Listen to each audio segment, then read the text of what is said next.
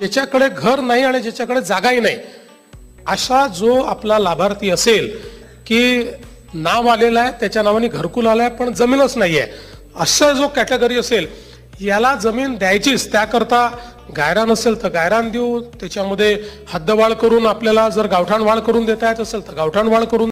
बऱ्याच लाभार्थ्यांनी PM आवास योजनेअंतर्गत आवास प्लस या सॉफ्टवेअरद्वारे 2024-25 मध्ये सेल्फ सर्वे केला होता. अशा लाभार्थ्यांची आता अधिकारिक स्तरावर जी छाननी आहे अर्जाची ती सुरू करण्यात आलेली आहे.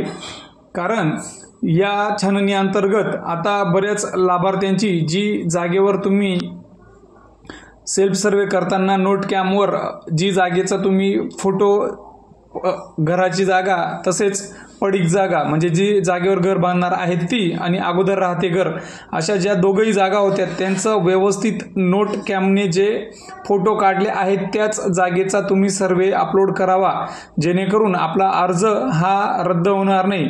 अशाच विविध शासकीय योजनांच्या माहितीसाठी आपल्या चॅनलला सबस्क्राईब करून घ्या, जेणेकरून तुम्हाला विविध शासकीय योजनांची माहिती मिळेल व इतर गरजूंपर्यंत पोहोचवा. धन्यवाद.